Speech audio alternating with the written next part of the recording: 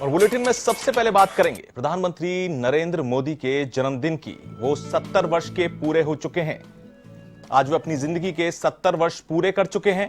PM Modi को उनके तेज दिमाग और स्पष्ट सोच के साथ साथ उनके शांत स्वभाव और तनाव मुक्त रहने की कला के लिए भी जाना जाता है। इस उम्र में भी ऊर्जा से भरपूर मोदी एक नौजवान से अधिक कार्य करने की क्षमता रखते हैं। पेश है उनके जन्मदिन पर यह खास रिपोर्ट।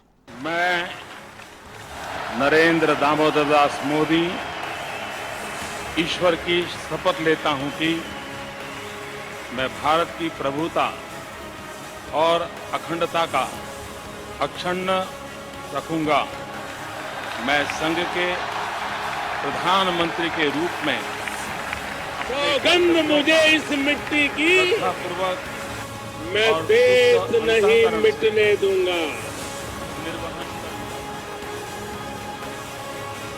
मैं देश नहीं रुकने दूंगा। 17 सितंबर 1950 को गुजरात के वडनगर में जन्मे प्रधानमंत्री नरेंद्र मोदी अपने ओजस्वी भाषणों के लिए वैश्विक स्तर पर पहचाने जाते हैं। पीएम मोदी का बचपन से ही संघ की तरफ खासा झुकाव रहा।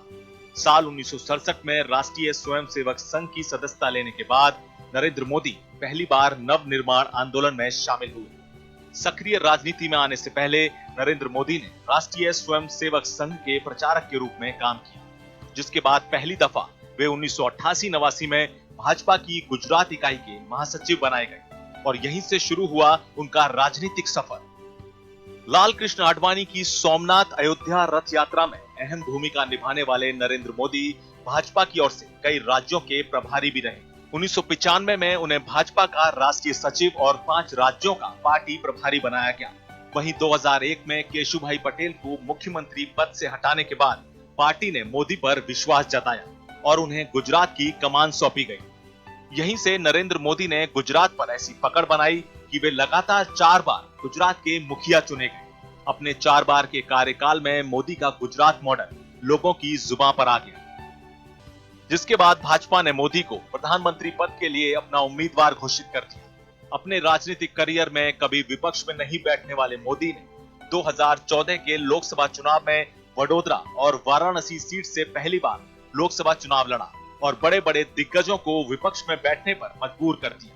वे 2014 के चुनाव में भाजपा की ओर से प्रधानमंत्री बनाए गए। की शपथ लेता हूं कि मैं विधि द्वारा स्थापित भारत के संविधान के प्रति सच्ची श्रद्धा और निष्ठा रखूंगा।